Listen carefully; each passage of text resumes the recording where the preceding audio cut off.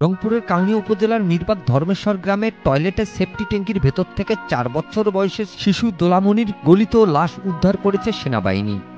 হত্যাকাণ্ডের সঙ্গে জড়িত 3 জনকে আটক করে শুক্রবার তাদেরকে রংপুর আদালতে পাঠিয়েছে থানা পুলিশ। স্বজনরা জানায়, গত 17 জানুয়ারি কাউনিয়ার মিরবাগ ধর্মেশ্বর গ্রামের দেলোয়ার মিয়া 4 বছর বয়সের মেয়ে দোলামনি বাড়ির বাইরে খেলার সময় নিখোঁজ হয়। ওই দিন রাতে কাউনিয়া থানায় নিখোঁজ ডায়েরি করেন শিশুটির পরিবার। 40 দিন পেরিয়ে গেলেও শিশুটির সন্ধান পাওয়া না গেলে বৃহস্পতিবার বিকেলে স্বজনরা নিখোঁজ শিশুটির সন্ধান চেয়ে কাউনিয়া পীরগাছা অস্থায়ী সেনা ক্যাম্পে আবেদন করে। রাতেই সেনা ক্যাম্পের কমান্ডার ক্যাপ্টেন মেহেদী হাসান লিওনের নেতৃত্বে সেনা সদস্যরা ধর্মেশ্বর গ্রামে কয়েক ঘন্টা অভিযান চালিয়ে এক ব্যক্তির বাড়ির পেছনে টয়লেটের সেফটি ট্যাঙ্কির ভেতর থেকে শিশু দোলামনির বস্তাবন্দি গলিত লাশ উদ্ধার করে। হত্যার ঘটনার সঙ্গে জড়িত 3 জনকে আটক করে পুলিশের কাছে হস্তান্তর করে সেনাবাহিনী।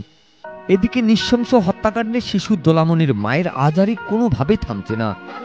আমি আজকে দীর্ঘ 44 ধরে আমার বাচ্চাকে আমি খুঁজতেছি, 44 দিন ধরে।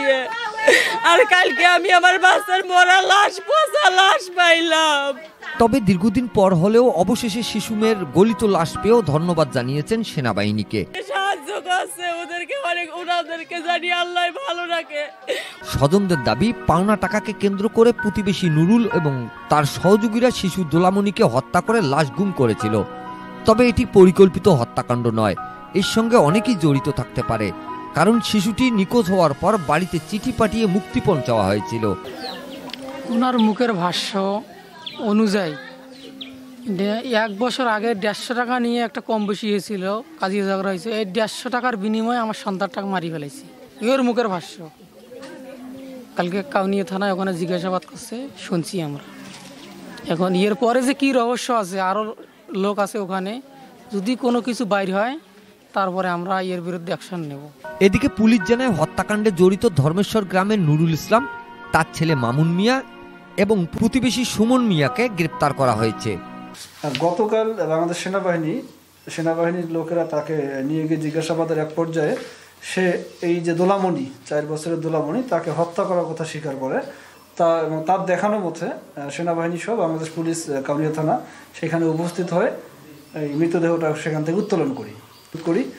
বাদী থানায় এসে আসামি 3 জনের বিরুদ্ধে একটা এজাহার দায়ের করলে আমরা নিয়মিত মামলা নেই, 3 জনের অ্যারেস্ট আছে। হত্যাকাণ্ডের সঙ্গে জড়িতদের দৃষ্টান্তমূলক শাস্তির দাবি জানিয়েছেন স্বজন ও প্রতিবেশীরা। ফাঁসি ছাড়া কিচ্ছু চাই না, ওর সঙ্গে যে আরো যদি কোনো জড়িত থাকে তাদেরও আমরা ফাঁসি চাই। একেবারে ফাঁসি দিবেন বাবা। কঠোর, যেটাকে আর কি যার শেষ নেই, এরকম একটা শাস্তি চাই। আর এরকম ঘটনা যদি আর কোথাও না ঘটে, শাস্তি তো ওদের মৃত্যুদণ্ড ছাড়া আর কিছু নাই। না পরে এমন ভাবে ওদেরকে শাস্তি দিবেন যাতে পুরো দুনিয়া দেখে, পুরো দুনিয়া। Mizanur Rahman, DRS news.